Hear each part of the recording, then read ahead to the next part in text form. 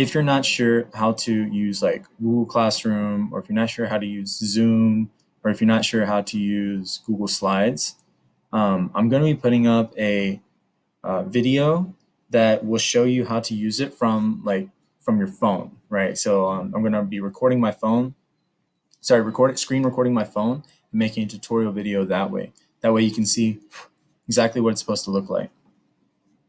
All right. Um, with that, we're going to get started.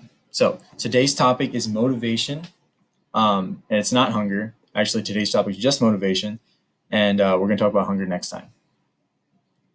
Once again, if you need to contact me at pliu1@sasd.net.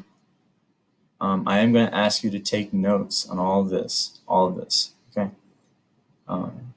Let's keep going. So for your warm-up, you're going to complete this using full sentences only. How has your day-to-day life changed since school closed? I know that a lot of us have seen a lot of changes, right? Whether it's our parents working from home, or our parents maybe not having work and needing to find other ways to make ends meet. I know that life can be hard. However, I know there are also some upsides, right? Like spending more time with your family, getting to sleep in. That's nice. I've been sleeping in. So I just want to hear from y'all's perspective. So you can click where it says your response here, and you can type in your answer there. All right. So we're talking about motivational concepts. In particular, we're talking about theories of motivation. When we talk about theories of motivation, I'm going to include the lecture slide here. We're talking about what defines motivation to psychologists, and how do we identify the different perspectives that are useful for studying motivated behavior. All right.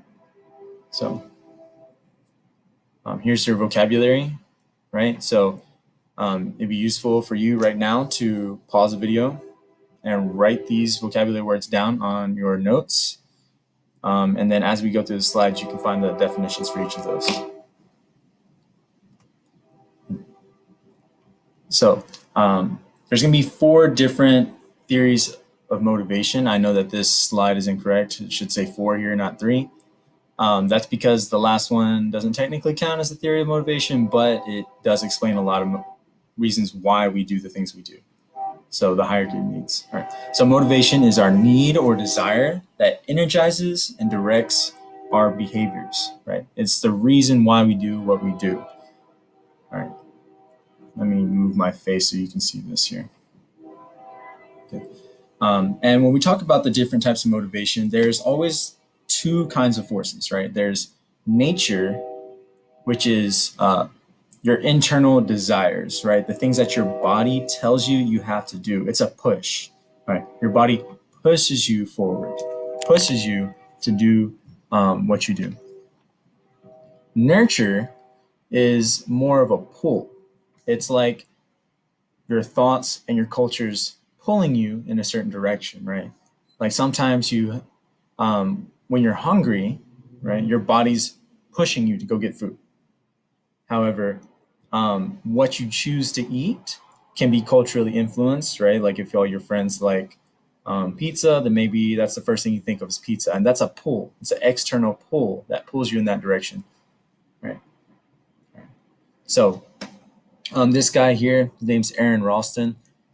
He was trapped in a canyon. There's a movie featured about him called 127 Hours. He was trapped in a canyon because his arm was stuck for 127 hours, and the only way to get out was to cut off his own arm. So we can think about the types of nature pushes, nature forces that pushed him to do that. We can also think about different types of nurture forces that pushed him to do that, right? His desire to go and see his family, to continue his life maybe he had school, or maybe he had a job and a career that he wanted to get back to. Those kind of thoughts, like those people he wanted to get back to, that life he wanted to get back to, those are pulls, right? Those are things that he had to learn to want. However, his body also needed to eat, or even use the bathroom, or just to get out of that situation, and that's going to be a push, right? All right, now we're going to go into the 4 different theories, right? And the first one is instinct theory. So and instinct theory and the evolutionary perspective are pretty intertwined, right? Um, from an evolutionary perspective, psychologists believes that there are certain behaviors that we um, were born with because it helped our ancestors survive over time, right? Children that were born with this type of behavior were better equipped to survive this world. So those instincts were the ones that were passed. So those types of behaviors were the ones that are passed down through generations, and we can see them across all people, no matter where they grew up, because they were useful for humans in general. And so that means that humans have inherited them. They become an instinct, constantly passed down through generations. Okay, so Charles Darwin had that idea that behaviors can be passed down. So it's kind of a what's the word? Anyways, yeah, it's kind of a passing down through genetics are different behaviors, and those are called those are what we're calling instincts. However, kind of became a problem because psychologists everywhere were trying to label all the different types of behaviors as an instinct, right?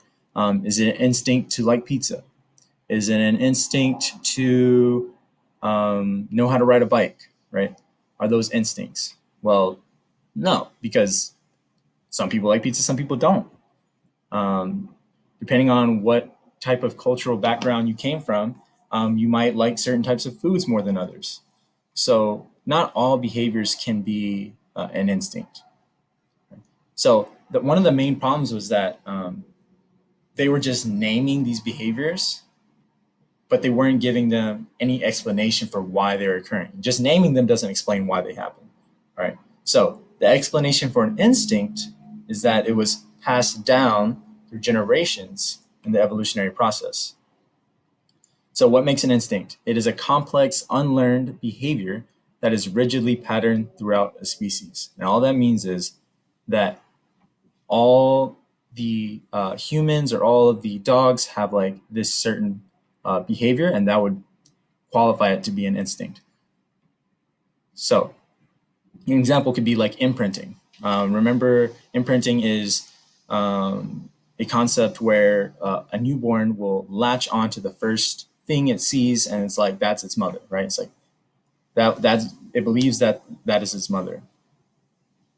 So, almost all birds will do this. So that makes it an instinct. Newborn babies, they have a reflex of rooting, which is to grasp. They'll just grasp anything that their hands touch, and they'll also look for milk, and they will start sucking. Right. However, instincts fail to explain a lot of our motivations for more complex behaviors. Right. Like, do instincts explain why like I get up to go eat whenever? Well, maybe it does, but maybe it doesn't explain why I get up to go eat only certain things. Right. All right. The second theory is drive reduction theory. There's always a need that we have. It's an internal need, uh, and that's going to push us to behave in certain ways, right? So since it's a push, it's going to be a nature, right? That's going to be nature telling us, pushing us in a certain direction to a certain behavior. So physiological. So drive reduction is the physiological need that creates and aroused tension. That's the drive that motivates an organism to satisfy that need. Right. So if you are thirsty, you will have this state, this drive to get water. Right. You'll feel thirsty, and then that's going to push you to then go and find some water and drink it. Not too complicated. Right. So remember that homeostasis is from your biology classes. It's a tendency to maintain a balanced or constant internal state. So you can think of like blood sugar, right, or body temperature. Right? If you are in a cold room, then you will feel cold, and then you will have a drive or desire to become warmer. You're going to either go change the thermostat or put on more clothes. Sometimes in drive reduction theory, we have this other concept called incentives, right? An incentive, you've heard it all the time. It can be either a positive or negative incentive, and it's going to be the stimulus that motivates behavior, right? We kind of talked about this in conditioning, right? With incentives, though, it's not a natural push, right? It's more of a pull. You have society that offers you money to do work, so that's a pull, right? Society's pulling on you to do work. Um, and whenever we can have both a need, like a biological need, and a social incentive to do something, we'll feel particularly motivated. We'll feel more motivated when there's both a natural reason or motivation and a nurturing motivation, right? There's a push and a pull. So our body and society, when both of those two things are pushing and pulling on us, we'll feel even more motivated. All right, the third theory is the optimum arousal theory. This theory just states that we don't like to be too like aroused, because when you're too aroused, you will be stressed out, right? That's when we feeling like overworked and stressed. However, we also don't like to be bored. We like to be active. So if we have, so some people call it the Goldilocks theory, right? You don't want it to be too hot or you don't want it to be too cold. Well, in this case, you don't want to be too excited. You also don't want to be not excited at all. So if we have a low level arousal, that means we're bored, then we seek to increase it by like going to watch a scary movie or um, just going out for a run, things like that. Um, if we're too aroused, we'll seek to do things that calm us down. So um, some things might be like if you're if you're bored, then you might go out for a run. You might take your dog out for a walk. You might watch a movie. Something to increase your level of arousal, stimulate that mind. However, if you're too aroused, right, you've just gotten home from school, you had 3 tests that day, your mind is at its most heightened level of intensity. It's using all its energy to do things. You want to do things to lessen that, right? You want to sit on the couch, watching TV, go for a walk, do some breathing, right? Just do things to calm down. And this kind of leads into the Yerkes-Dodson law. Yerkes-Dodson law is a theory that states that our performance is at its best when we are aroused. We have a heightened level of energy. However, only up to a certain point, right? If you become too excited, then maybe you won't be able to focus, right? So let's say you're taking a test. You don't want to go into the test sleepy at all, but however, you also don't want to go in super stressed and overexcited. So having a nice middle point is where we do our best work.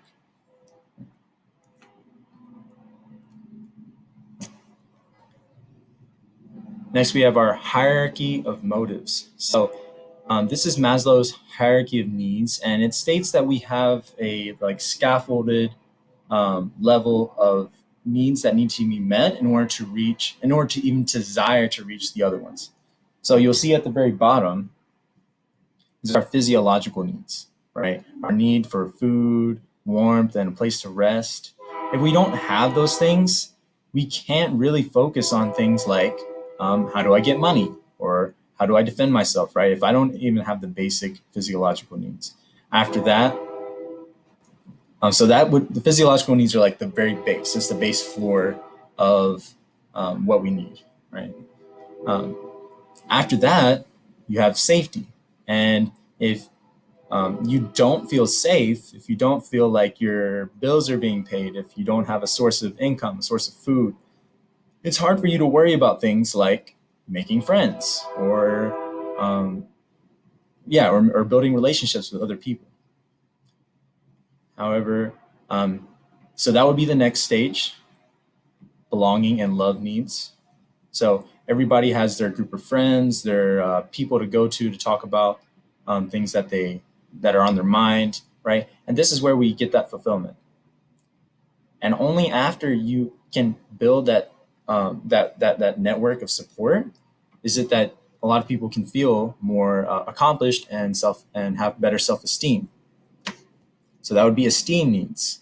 So these would be like your personal accomplishments, like doing well in school, um, doing well in sports, just trying to um, uh, get that feeling of success. Right? And then once you've done this, once you've satisfied your esteem needs, you reach the highest pinnacle of your, I guess, need actualization, which is self actualization. Right. This is when people feel most confident in themselves. And then later in his life, Maslow added this other part of the hierarchy of needs. It's called self transcendence, and that's when you feel a sense of purpose, a sense of purpose that goes beyond your personal networks and is more of a sense of purpose um, that connects to the world as a whole. Okay, so although this does explain some behaviors, it doesn't always work in reality, right? Sometimes people starve themselves in like a hunger strike as a political statement. So even though they've reached this level of self transcendence, right? They're making a political statement. They're trying to do something to change the world. They don't have this part met, the physiological needs. So it doesn't always work, but it can explain a lot of different behaviors. So we're going to go over mainly the strengths. Not going to focus on the weaknesses too much, but the strengths of each of the theories, right? And when we talk about the strengths, we're just saying like why it's a good theory and why it can be useful to explain behaviors. So with the instinct theory, um, this explains why some behaviors don't have to be taught, right? Babies come out wanting to eat, right? They cry for help, right? So instincts don't have to be taught, and the instinct theory explains those kind of behaviors, right? Why babies do these things. Drive reduction theory explains our motivation to reduce arousal. To reduce any drives or any tensions that we have to meet basic needs such as hunger or thirst, right? If you're hungry, you're going to find food. If you're thirsty, you're going to find water. If you're hot, you're going to find somewhere that has air conditioning, or if you're cold, you're going to put on some clothes. So there's always different things that are putting us off balance in one way or another, either too hungry or not hungry, or maybe we ate too much and our body feels the need to purge that by vomiting. Um, there's always things that we are pushing for, and that's going to be a drive reduction, right? We're trying to reduce the need for something. We don't want to need anything. So that's drive reduction. Then we have optimal arousal. Optimal arousal explains why people do things like sometimes for like no reason, right? If people are bored, then sometimes they might do silly things like doodle on their notes, or doodle on their, or maybe like annoy their friend by flicking them in the ear, right? If people are bored, there's not really explanation for why you do it, but the optimal arousal theory explains that when people are bored, they need to feel stimulated, right? And that's also called the Goldilocks theory. Then we have Maslow's hierarchy of needs, which incorporates the idea that we have various levels of needs, right? And you can't start thinking about, it's hard to start thinking about like, oh, what kind of job do I want if you don't even have food to eat?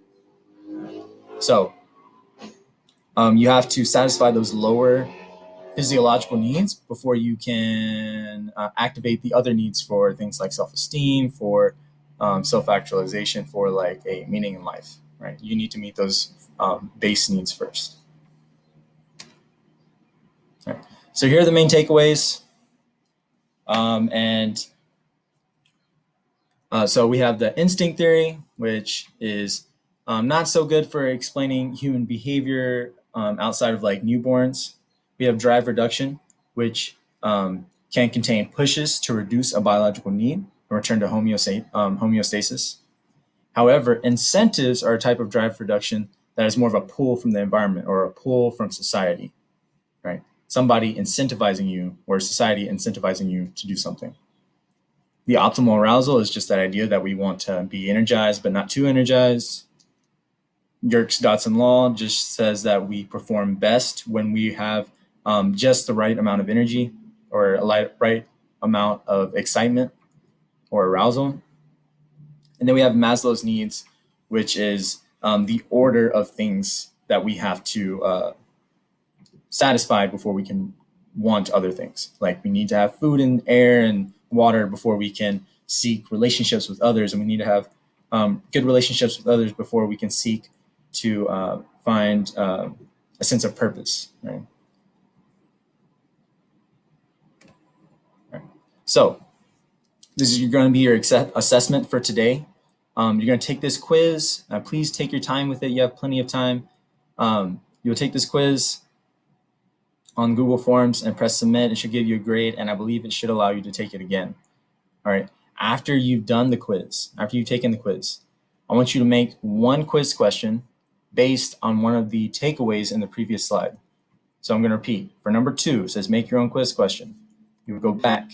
You look at these takeaways. I want you to make one question based on those, and you must include one right answer, 4 wrong answers. So one right answer, 4 wrong answers. All right.